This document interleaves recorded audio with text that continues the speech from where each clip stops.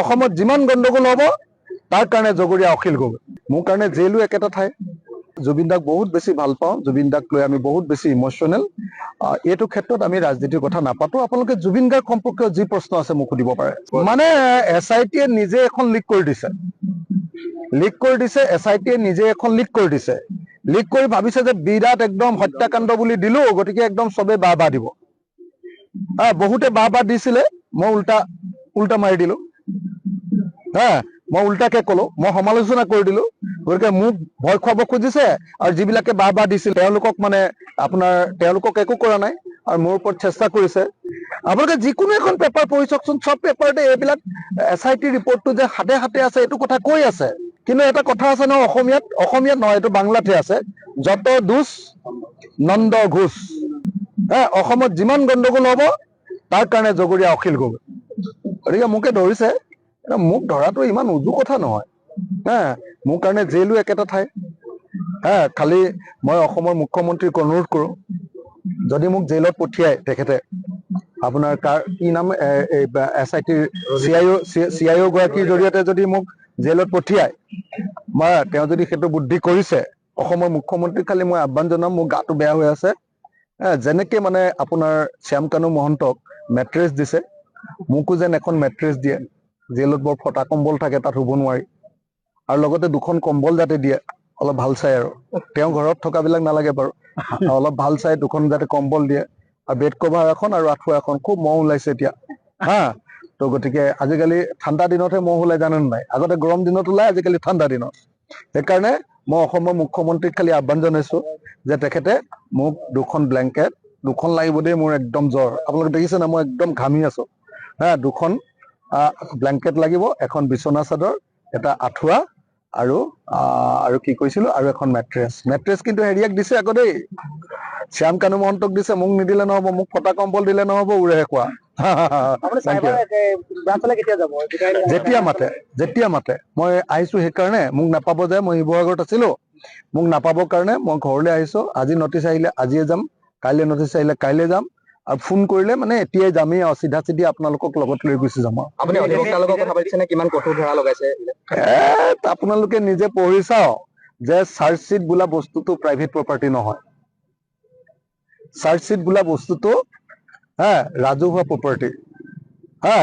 সেইখন যদি কোনোবাই ব্যাখ্যা বিশ্লেষণ কৰে, সেইখন যদি কোনোবাই উলিয়াই দিয়ে, সেইটো কোনো অপৰাধ নহয়, সেইটো প্ৰাইভেট প্ৰপাৰ্টি নহয়ে।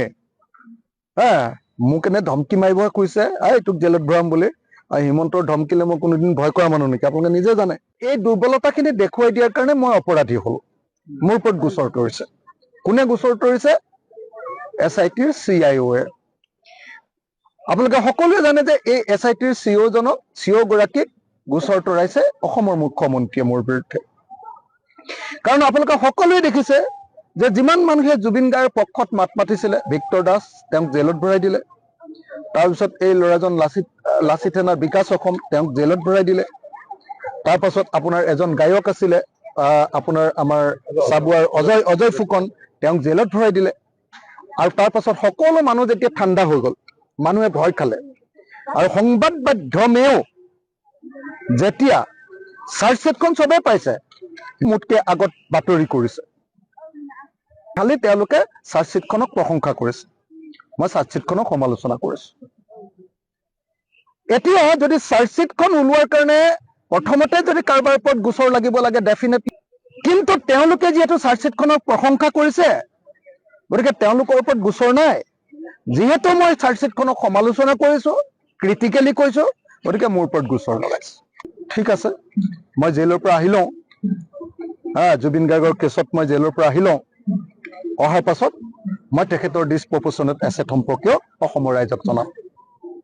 মই আপোনালোকক স্পষ্টকে কৈছো যে জুবিন দাক মই ভাল পাওঁ, জুবিন দাৰ মই অনুৰাগী।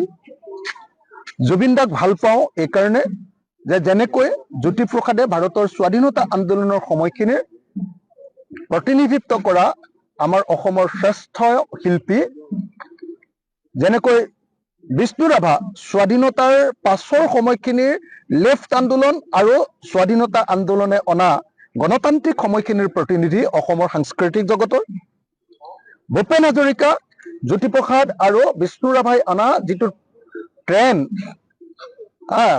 আমাৰ সংস্কৃতিৰ যিটো ট্ৰেণ্ড, তাক বিশ্ব দৰবাৰলৈ লৈ যাব পৰাৰ ক্ষমতা থকা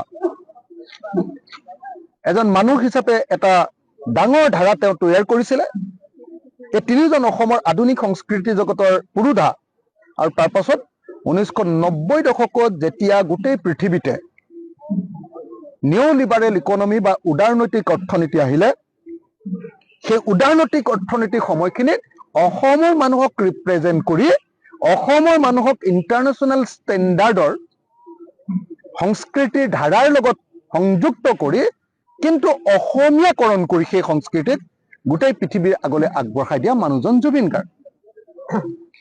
জুবিন গাৰ্গ মোৰ নিচিনাকেই সমাজবাদী আছিলে, ছচিয়েলিষ্ট। ময়ো ছচিয়েলিষ্ট, তেওঁ ছচিয়েলিষ্ট। গতিকে আন্তৰিকভাৱে ভাল পাওঁ।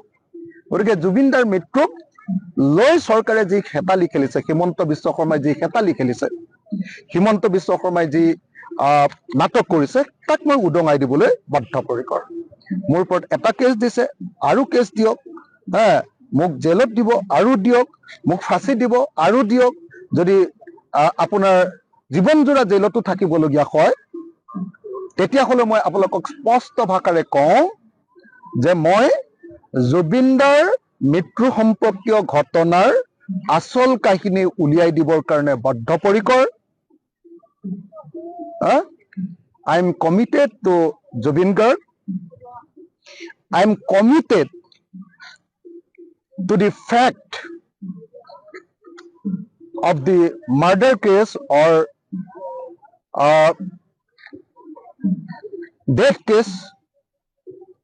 I am committed to reveal all the facts and figures of the death of Zubin Garg. মই কোনো পধ্যে কেতিয়াও ভয় নকৰো।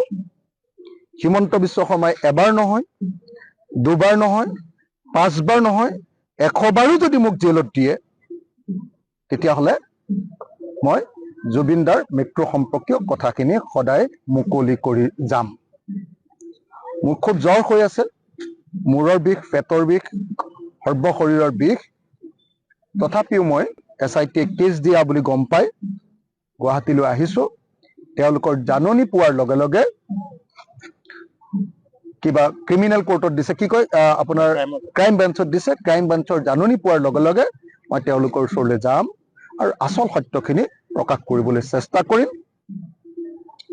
জুবিন দাৰ হত্যাকাৰীহঁতৰ, জুবিন দাৰ মৃত্যুৰ কাৰণে জগৰীয়াসকলৰ ফাঁচি নহ'ব। মুখে ফাঁচি দিবলৈ হিমন্ত বিশ্ব শৰ্মাই চাগে চেষ্টা কৰিছে। তেওঁলোকে জেলত দিব নোৱাৰিব, মুখে চাগে জেলত দিবৰ কাৰণে হিমন্ত বিশ্ব শৰ্মাই চেষ্টা কৰিছে। আৰু এইটো এটা ৰাজনৈতিক ইছ্যু, যিহেতু নিৰ্বাচন আহিছে, মোক ভয় খুৱাবৰ কাৰণে আইৰ জৰিয়তে, CIOৰ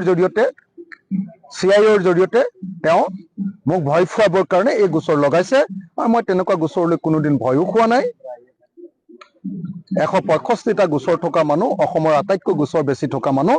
গতিকে মই ক'লোৱে যে I am committed to reveal all the facts and figures and all the ৰহস্য, কি ক'ব, আপোনাৰ all the mysterious incident। মই গতিকে অকণো সেইটোক লৈ ভয় খাবলগীয়া নাই। মই আছো, জুবিন দাৰ ক্ষেত্ৰত আছো, আৰু যি কৰিবলগীয়া হয় আছো। কিন্তু জুবিন দাৰ হত্যাকাৰীয়ে যদি এনেকে বাচি যাব পাৰে, তেতিয়াহ'লে কেতিয়াও কাকো ৰেহাই দিয়া নহ'ব। আপোনালোকো জীয়াই থাকিব, সাংবাদিকসকল, মই জীয়াই থাকিম, হিমন্ত বিশ্ব শৰ্মাও জীয়াই থাকিব। আপোনালোকক মই 6 মাহ সময় দিছো। ইলেকশ্যনৰ দিনকেইটালৈকে শ্যামকানু মহন্ত আৰু সিদ্ধাৰ্থহঁতক জেলত ৰাখিব খোজা হৈছে, আৰু তাৰপিছত তেওঁলোকৰ কেছ নাইকিয়া কৰি দিবৰ কাৰণে এনেকুৱা ধৰণৰ এখন দুৰ্বল চাৰ্জশ্বিট দিয়া হৈছে।